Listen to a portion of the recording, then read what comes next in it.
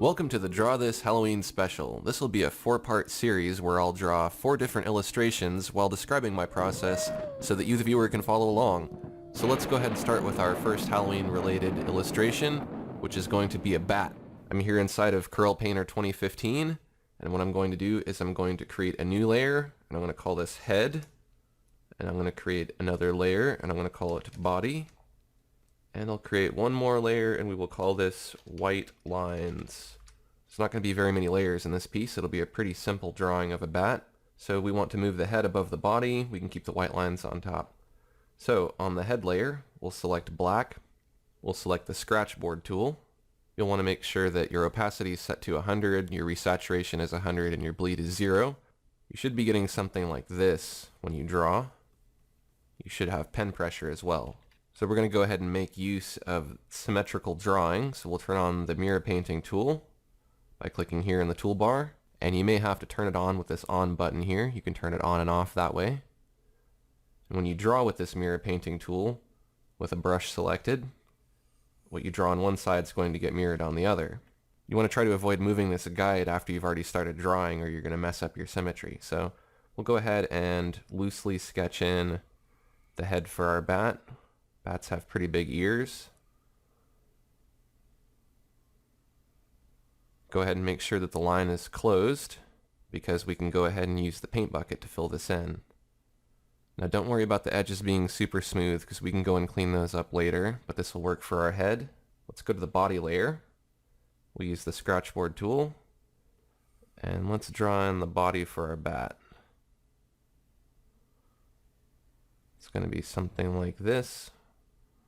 Maybe feet and a little tail area. If you find that your bat head is too big, like mine is, you can return to the head layer and you can hit free transform here. And if you hold shift, you can scale that down. If you include alt along with shift, you can scale it from the center. So let's make our head smaller to something like that. And we'll move it down while holding shift so that we don't move off center of this line. And we'll click the checkbox to commit to that change. Not sure that I like the body, so let's go ahead and erase. You can hit N on your keyboard to invoke the eraser. I'm using a keyboard shortcut of Control and Alt, and I'm dragging my pen to resize my brush. In fact, I think I'm going to redo the body altogether, and this will be a good example of how you can start over, because you don't always get it perfect. So let's do a Select All, Clear, Select None. On the body layer, we'll use the scratch board tool again with black. And let's try to do a better job this time of drawing everything more in a correct proportion. I think that looks much better. I'm going to have the wings maybe come down more here. I like that a little bit better. Make some more adjustments. Go ahead and fill in the tip of the wings here. And then we'll hide the visibility of the head layer so that we can see if there's any gaps in our body. We want to close that because we're going to use the paint bucket to fill this area. Turn the head back on. If you need to move the head down, you can do that by selecting the arrow tool and then use the down arrow on your keyboard or the up arrow to move it up or down. Don't move it left or right or you're going to mess up your symmetry. Let's return to the body layer and let's select the pinch brush. Now if you use this pinch brush, you can pinch these corners together and smooth out these edges. So you want to paint along the line to smooth it out and paint at any rounded corners to sharpen them. This takes kind of a magic touch, so you may have to practice a little bit with this.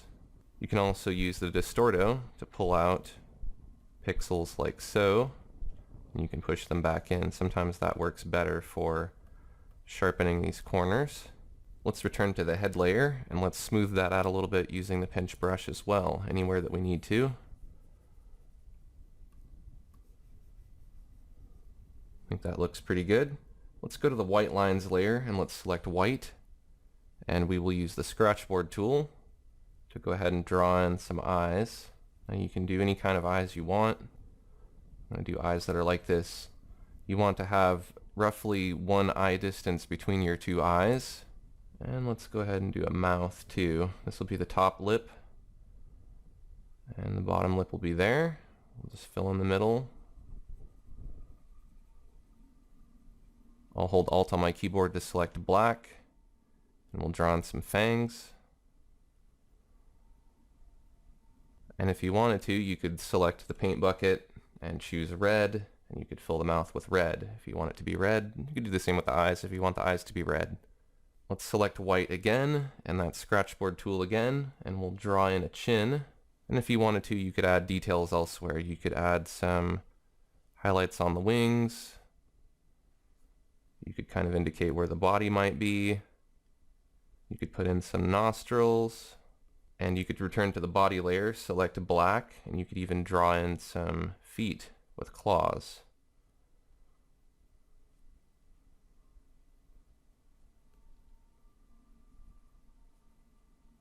And then when you're done painting, what you want to do is return to mirror painting mode, turn it off, and then you can zoom out to evaluate your piece. If you like it, you can go ahead and save it. So there you go, that's how you can paint a Halloween bat. If you enjoyed this episode of Draw This, take a quick second to like this video and share it with your friends, and don't forget to click the subscribe button to see my new videos each time they're released. Thanks for watching, and tune in next Tuesday for another Halloween episode of Draw This.